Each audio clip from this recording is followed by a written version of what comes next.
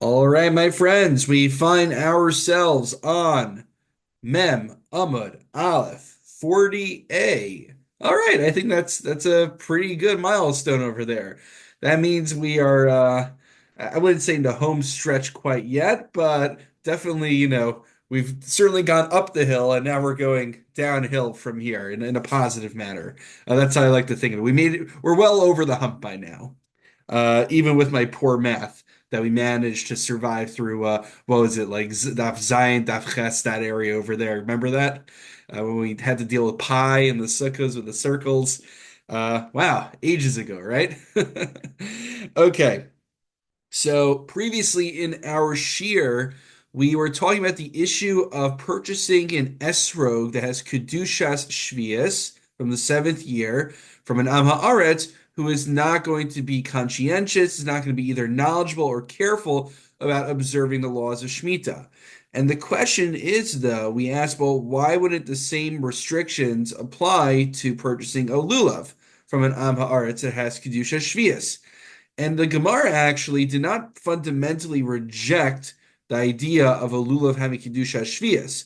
It just gave a technical answer saying that it was a lulav that grew during the sixth year and was only reaped during the seventh year. And we said it's basar chanata azlidan. We go based on when it's reached a threshold of growth as opposed to when it is reaped from the field. Now our Gemara is going to pick up on precisely that point. It's about a quarter way down, maybe just over a quarter way down.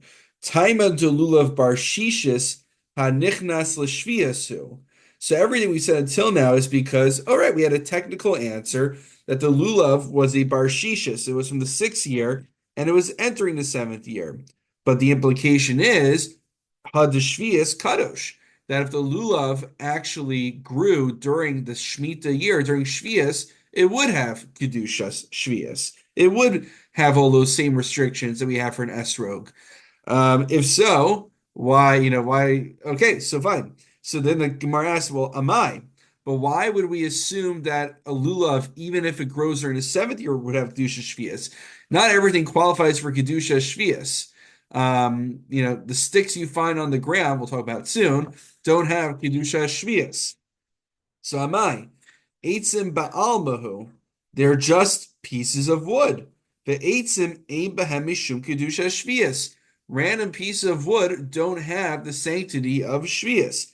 Ditnan alekanim v'alekfanim shegvavan lechova al pnei hasada. So if you go out and you just get all these different kinds of leaves from the grapevines and you decide to put them in storage. If you pick them for the purposes of eating them, yesh ben mishum kedusha shvius. Then okay, then they're like basically like fruit or other things you would collect because they're for consumption. Lakton le'etzim, if you collect them for the purposes of being used as wood, amen mishum kedusha shvius. So we see here that they do not have sanctity. Wood in general does not have sanctity because it's not la'achila, it's not for consumption.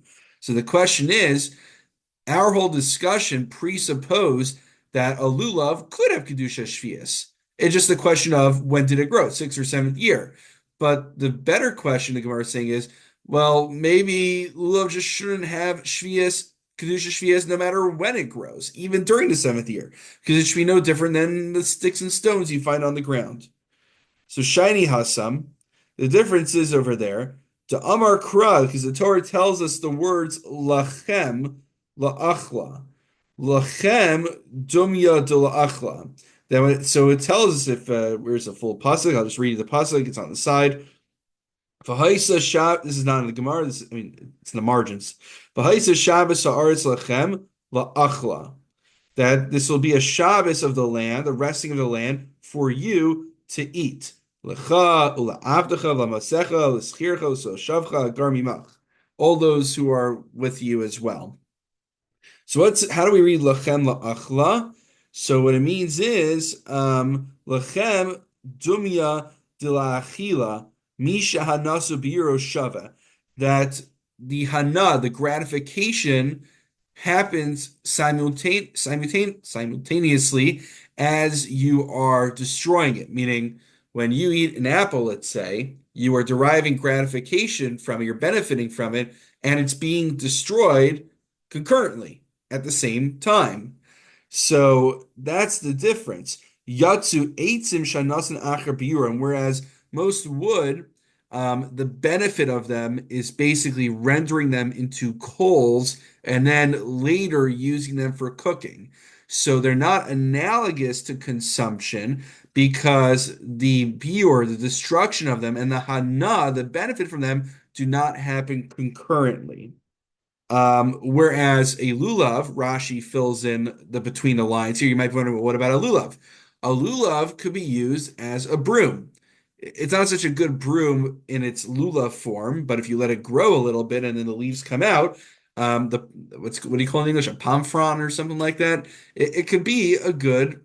That's what they used for brooms back then. And the broom basically wears out as you are deriving benefit and sweeping it across the floor. So that is dumya la'achila. That is analogous to consumption. And therefore, it makes sense why a lulav would have kedusha shvius, but other kinds of, branches that grow from trees that you wouldn't sweep with, but would be used for coals later on, those are not analogous and would not qualify for kedusha shvius. Now the Gemara just asks, "Va'ika eitzim damashkan danasan upiyuran shava." Don't we have instances of where we use eitzim for anointments? And so that, if you're using it as some kind of salve or something, then aren't you basically benefiting from it as you are destroying it? So the Gemara says, Rava responds, "Stam eitzim asakin omden." We assume by default that wood is not meant for that purpose, but rather it's meant for using for cooking, rendering into coals, and therefore wood in general is not qualified for kedusha shvius. But a lulav would be an exception to that because it's used for sweeping, and that's why there's a big distinction about whether it grows during the 6th year or during the 7th year. Okay? Yes, Judd. I got to unmute though, I think. Do I let you unmute? Did I do something to let me see. I got it. I got I it. got it, okay. But sweeping the floor with a lulav is not as instantaneous as it would be eating an apple. Yeah, I hear what you're It's kind of a saying. stretch. Let's see. Let me just look at the language of Rashi for a second. Avalulav ikar hanasa lechabed esabayis bushas biuro kilkulo. I hear what you are saying. You're saying is it's a little bit more subtle. It's like you drive your car, you're wearing out the wheels, but it's not such a noticeable difference from one drive after the other drive. I hear the point that you're raising. Let's see. Dum-dum-dum-dum. I don't have an immediate answer, and I also didn't bring my Mesivta Gemara along with me, which would have been my cheat sheet. I think it is a very good question. It deserves a good answer. I think it's a good point. That it's not, sometimes in halacha, a distinction needs to be nikar, needs to be recognizable. And it's like the question of if I go in a car or I go on a train on Shabbos, and let's just isolate the issue of Havara, that the engine has to exert more effort for my weight. A car, maybe we have what to talk about. A train, there's not going to be any noticeable difference in the exertion in the that the engines have to put in for me, whether I'm on the Amtrak or whether I'm not on the Amtrak. So, or like in general, like in halacha with bugs, checking for bugs. It needs to be something that the naked eye can recognize. Like there's like a certain, generally a threshold. We don't look down to the molecular level. So I think you're making a good point here. I don't know. Maybe I never tried sweeping with a lulav before. I Maybe they haven't do wear either. out really fast. we'll have to if this was like what they try to do at schools nowadays, like experiential learning. So like, I guess what we do is we bring a lulav into the classroom, and then we'd waste the whole class just trying to sweep with them. That's the shtick they do these days. All right. If anyone has an extra lulav, I think there's some that might be sitting around still. We can experiment at the shul. All right. Let's go forward. You mean you really want to clean the carpets there, huh? In the base medrash, Uh, huh? uh, all right. Ve'etzin lahasaka tanoihi. So we're gonna have a machlokis over here. Now Rashi tells us what is the machlokis that we have. Um, Eitz shemen she'etz atzmo malikim b'lahar kamo ba'avukos v'havi anas b'yorosh. Okay, so this whole entire premise that the hana and the biur, the benefit and the destruction of it, the wearing out, the wear and tear, happens simultaneously, that is actually up for debate, and we're going to see it presently. Ve'isma saka tanaihi, the Tanya. Opinion number one. We do not use the fruit of shvius either for immersion or for laundering purposes. I'm not sure why you want to use fruit juice for laundering. Maybe it gets the stench out and then you use water. I would think usually I put things in the wash because Talia spills juice on it. Okay, but we'll take that as it is. Rabbi Yossi Omer Mosrin. Rayos says though that no, it's fair game. You could use it. You could use fruit of the Shvius year for laundering purposes. Now, my taima, what's the reasoning for? Is the Amar Kra. The Tanakama's basis is it says la achla. It shall be for you to consume, to the exclusion seemingly of velo l'mishra velo chvosa, but not for any other purposes of immersion of laundering. It's the exclusion of anything that's not consumption. Okay. My time is Rabbi Yossi. So what's Rabbi Yossi's scriptural basis? Amar Kra. Lachem, for you. Lachem, lechol tzarchechem, for all of your needs. Fafil mishrach vosa. So, okay, so each one's emphasizing a different word. La'achla is much more circumscribed, and lachem sounds like whatever you need it for, which is much more expansive. But now each of them has to reckon with the other's proof text. Tanakama haksiv lachem. So what does he do with what's a Tanakama who's more restrictive do with the word lachem, which sounds expansive? Lachem dumi achla. It should be lachem, which is akin to consumption. Misha hanasu biuro shava. And that's how we get that idea that just as when you are consuming something, you're benefiting and destroying it concurrently. So too, any benefit you derive that is analogous to eating in that way. Yatsu mishar chvosa shanasan acher biuran. Whereas when you're going through a immersion or laundering process, there the benefit is not immediate. So that's not analogous to consumption. Rabbi Yossi, haksiv la'achla, so what's he do with la'achla, which sounds like it should be limited only to consumption? So it's for eating, to the exception of, and Rashi tells us, l'refua, for healing, for medicinal purposes. Kedetanya la'achla v'lo l'melugma. We have a price that says for consumption, not l'melugma. Ata omer la'achla v'lo l'melugma, or ino ela v'lo lichvosa. Maybe it's just to exclude laundering. Kisha omer lachem hare lichvosa. So when it says lachem, that refers to laundering. Amor mani mekayim la'achla. So what do I do with the word la'achla? La'achla v'lo l'melugma. So then la'achla then comes to exclude l'melugma for healing purposes. Okay. Uma ra'isa l'rabos esachvosos l'melugma. Now, why would I think to draw the line over there? Why would I say that laundering is okay with Peiros Shvius, with fruits from the seventh year, but medicine is where we draw the line? Seems a little arbitrary now. So here's the distinction. Turning the page. Marbani esakvosa sheshava b'chol adam. because any person at any time generally stands to benefit from laundering. But not every person necessarily requires this medicinal measure. I think it's like some kind of ointment or something. I'm sure the art scroll probably gives them more. How does art scroll render the malugma? I'm curious.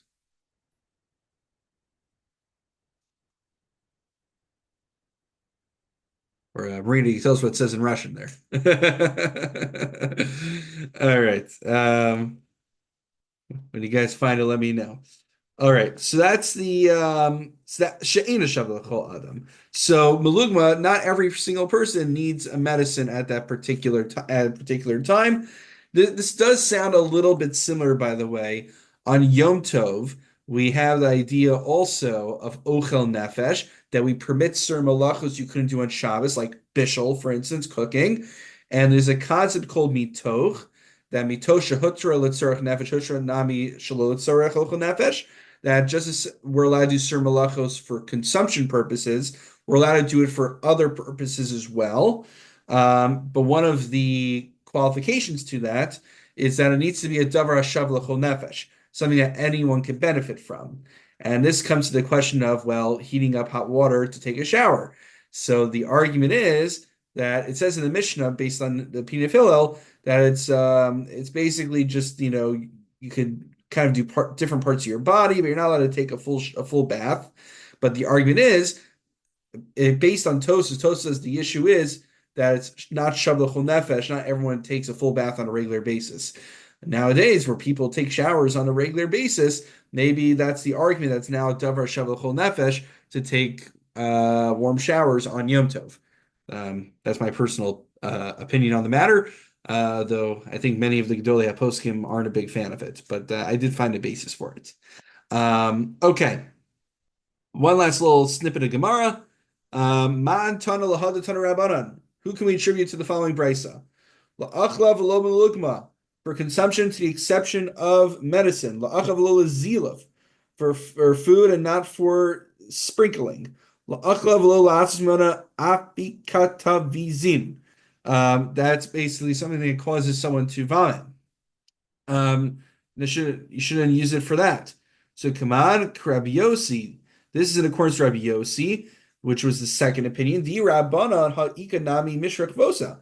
Because it was the Rabbanan, we'd have more things to exclude. They exclude even using it for laundering. So the fact that this list does not include those shows that it is in accordance with Rabbi Yossi. So we'll leave the Gemara there. And then I haven't used this Sefer in a while. I realized it was sitting on my shelf all alone and abandoned. Chashuge Chemed. If you remember, it's for Silverstein. He usually has a fun question to ask on the Gemara. So I thought I would bring it back in. It's been a while. I, I saw where my bookmark was. My bookmark was like on 10 blot ago. Okay. The question is, here's the question. There is a Jew who has Yeshlo Ilano Shal Esrog Mishnah Shvius Bar Yisrael. He has, it's the seventh year, it's Shvius, and he has esrog trees. But it's Tachas but it's under the Arab government at the time. And his concern is that if he abandons his fields to the government, the non-Jews will come, the Arabs will come and eat it. And then so what he wants to do is that he wants to like quickly grab all the fruit, throw it over the fence, and hide it. But he knows that if in the process of quickly moving everything, some of the estrogim are going to get ruined in the process. And you're not supposed to ruin Perish Shvius. So the question is, I feel like it's like a made-up scenario, but just work with me on it. Ha'im mutter lizorkam, is he allowed to throw them? Oshema yashirim b'makomam v'lo yasa b'uma v'lo yavar al iser hefsid. Or maybe, since you're not allowed to actively destroy Perish Shvius, but the issue is if you don't do it, then the Arab government's going to come and take it. So can you save some of the fruit actively while actively destroying some along the way, or is it better just let all of it be taken by them? So the answer that he gives is that it would be the right thing for you to throw them and try to save some of them, because if you don't throw some of them, all of them will be lost. Why? What do I mean that they'll be lost? This is an interesting point. Remember what it say in the pasuk? Lachem la'achla. It should be for you to eat it. Lachem is to the exclusion of achilas akum.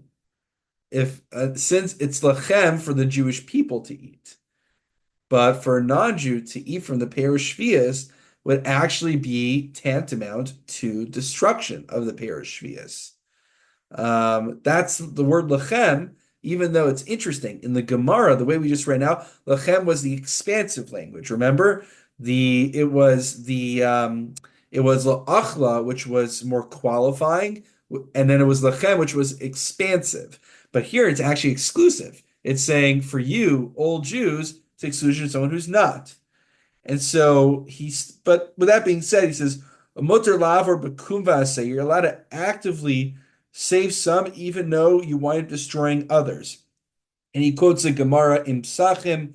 The Gemara in Psachim has a case basically about saving some truma, even though you will actively cause other truma to become tameh, because if you don't intervene, all the truma will become tameh. That's the Gemara in Psachim on Tesvav Amid Aleph. But I just thought it was so interesting that this whole Gemara was talking about lechem as inclusive language, and it turns out to be exclusive language. And it's a good lesson in life that many times when you hear people talking about inclusivity, many times they're promoting exclusivity, but ain't come welcome laharich on that. If you know, you know. All right. Before I get myself in trouble, we'll conclude here.